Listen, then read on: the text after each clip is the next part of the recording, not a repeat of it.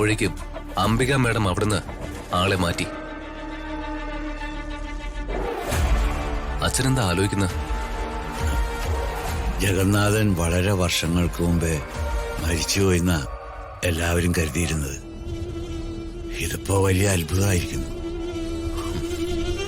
അച്ഛാ, സത്യത്തിൽ ഇദ്ദേഹം ആരായിരുന്നു? നിങ്ങളൊക്കെ തമ്മിലുള്ള ബന്ധം എന്തായിരുന്നു? ഒരു കാലത്ത് പ്രതാപവർമ്മ സാറിന്റെ വളരെ പ്രിയപ്പെട്ടവരായിരുന്നു ഞാനും ജഗന്നാഥൻ. അദ്ദേഹത്തിന്റെ ഇടവും വലവും ഞങ്ങൾ രണ്ടുപേരുമായിരുന്നു. ഞാൻ പല തിരക്കുകൾ കൊണ്ട് മാറിപ്പോയിരുന്നെങ്കിലും വർമ്മ സാറിന്റെ വലങ്കൈയായിരുന്നു ജഗന്നാഥൻ. ഒരർത്ഥത്തിൽ പറഞ്ഞ മനസാക്ഷി സൂക്ഷിപ്പുകാരൻ. എന്നാ വർമ്മ സാറിന്റെ ഈ പ്രിയപ്പെട്ട കൂട്ടുകാരൻ കാരണ സാറും പത്മാവതി മാഡവും പിരിയാനിടയായത്.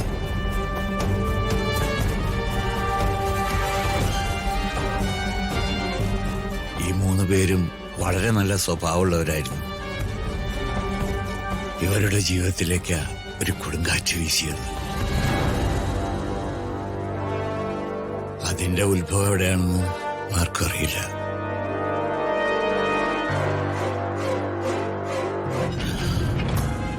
എന്തായാലും ജഗന്റെ നമ്പർ നമ്മുടെ കയ്യിലുണ്ടല്ലോ.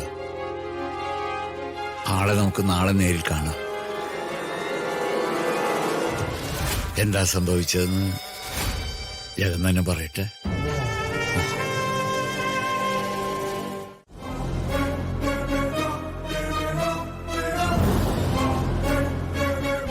സൂര്യമംഗലം കൊട്ടാരവുമായി ബന്ധപ്പെട്ട ഒരു കാര്യത്തിന് തഹസിൽദാരെ കാണണം. കണ്ടിട്ട് വേഗം വരാം. എന്നാ ഞങ്ങൾ പോയിട്ട് വരാം രാധമേ. ശരി മോളെ.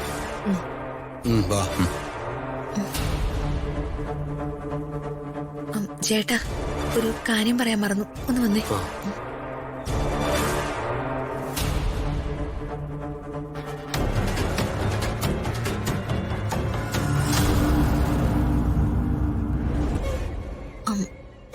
ചേട്ടാ, വീട്ടിലെ കാര്യങ്ങളിലെ അപ്ഡേറ്റ്സ് എനിക്ക് അപ്പപ്പോ തരണം. ഒരു കാര്യവും വിട്ടുപോകാൻ പാടില്ല. ഇല്ല മോളെ, ഫ്ലാഷ് ന്യൂസ് പോലെ പാട്ടപ്പെടാൻ തരാം.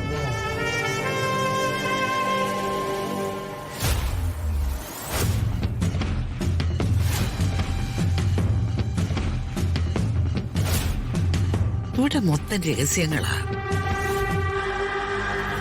ഞാൻ പോയിട്ട് വരാം. ശരി.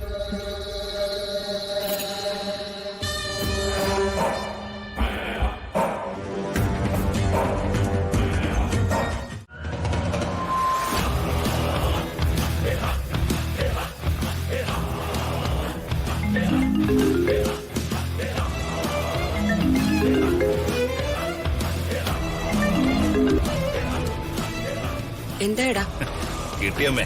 കൊന്നോ? കൊന്നില്ല. ബാക്കി ഞാൻ പറയാം.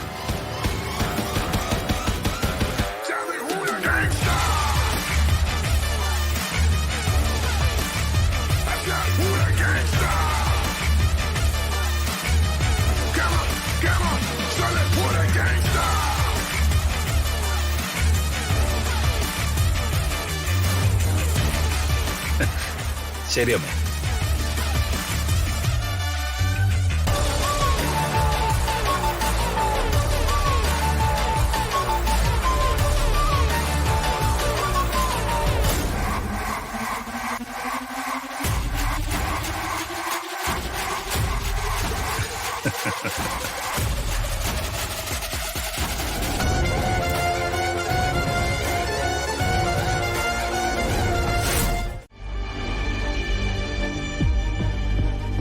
നീ വാ തുറക്കാതിരുന്ന നിന്നെ ഞാൻ നോക്കിക്കൊള്ളാം. നിങ്ങൾ എന്നെ ഭീഷണിപ്പെടുത്തണോ? അതെ, സംശയം എന്താ? നിന്നെ ഞാൻ ഭീഷണിപ്പെടുത്തുക തന്നെയാ ചെയ്യുന്നേ.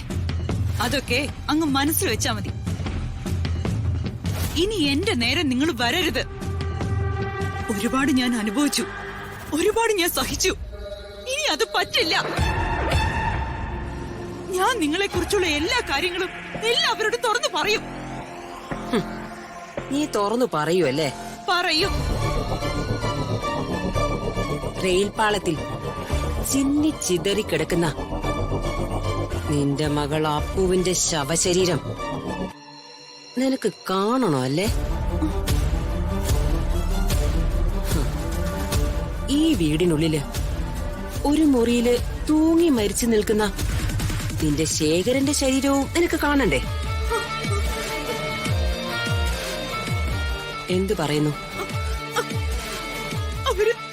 അവരെ ഒന്നും ചെയ്യല്ലേ പ്ലീസ്.